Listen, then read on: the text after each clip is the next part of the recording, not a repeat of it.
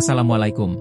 Sebelum kita menonton video ini, bagi yang sayang orang tuanya silahkan ditekan tombol subscribe-nya, jangan lupa juga untuk berkomentar. Sekarang ayo kita bahas tentang, apa itu Hodam, apa itu Qorin. Banyak sekali orang yang tidak bisa menjelaskan apa itu Hodam dan apa itu Qorin, bahkan sering membual atau berbohong tentang Hodam dan Qorin.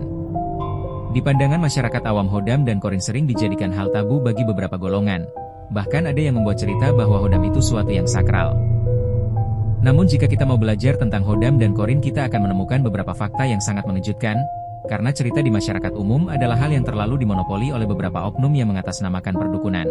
Cerita Hodam dan Qorin sering dimodifikasi menjadi alat penipuan bagi beberapa oknum yang tidak bertanggung jawab, karena oknum tersebut sering merasa menjadi orang yang spesial daripada beberapa orang lainnya, padahal pada kenyataannya fakta mengejutkan ketika kesadaran kita terbuka tentang oknum tersebut. Banyak dari oknum dukun tersebut adalah pengangguran, yang seringkali membuat materi tentang Hodam dan Qorin menjadi hal yang luar biasa. Baiklah, kita langsung saja membahas tentang apa itu Hodam dan Qorin. Simak baik-baik agar tidak terjadi miskomunikasi, dan usahakan tonton sampai akhir. Berikut penjelasannya. Qorin adalah istilah yang merujuk pada pendamping atau teman yang selalu menyertai manusia. Dalam konteks spiritual dan keagamaan, Qorin diyakini sebagai makhluk gaib yang mendampingi setiap individu. Makna Qorin. Istilah Qorin berasal dari bahasa Arab yang berarti orang yang menyertai atau menemani. Oleh karena itu, ketika disebut jin Qorin, ini merujuk pada jin yang menjadi pendamping manusia, bukan jenis jin yang memiliki nama khusus, Qorin. Fungsi dan peran Qorin. Jin Qorin memiliki peran dalam mendampingi kehidupan manusia, dengan potensi menggiring mereka ke arah kebaikan atau keburukan.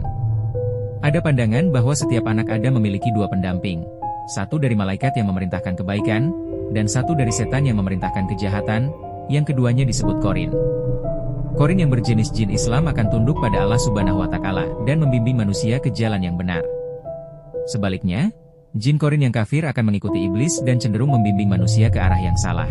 Peran Qorin ini akan selaras dengan pilihan dan arah yang diambil oleh individu tersebut, menjadikannya sebagai ujian moral bagi manusia dalam menghadapi godaan. Itulah penjelasan apabila mencari di Google.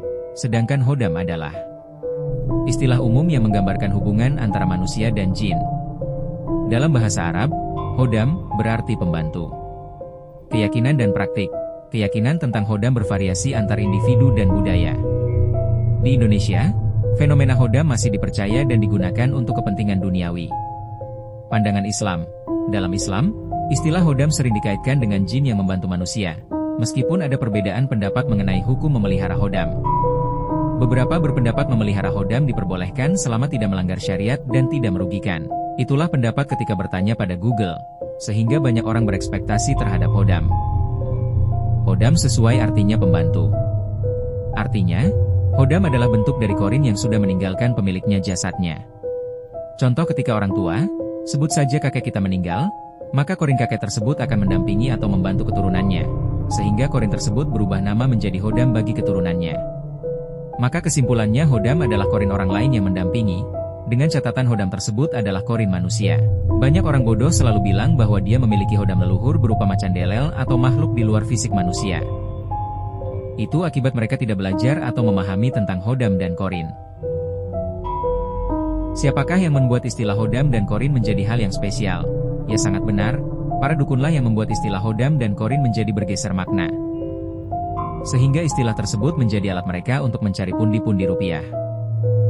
Dalam dialognya contoh seperti berikut, ada seseorang yang memiliki mental yang begitu lemah, dia bertemu dengan dukun tersebut, maka si dukun akan memulai dengan pembicaraan. Hai saudara, Anda adalah orang yang luar biasa, karena Anda memiliki Hodam yang jarang ditemui oleh banyak orang, maka secara refleks orang tersebut akan menjawab, apakah Hodam itu? Dukun akan menjawab lagi, Hodam adalah pendamping yang bisa merubah kehidupan MU. Tapi untuk bisa mengendalikannya kamu harus belajar atau berguru kepadaku, ujar si dukun. Selanjutnya selain belajar, kamu harus membayar mahar sebesar sekian rupiah. Akhirnya orang tersebut membayar beberapa rupiah, lalu dengan bangga akan merasa bahwa dirinya adalah sosok yang luar biasa.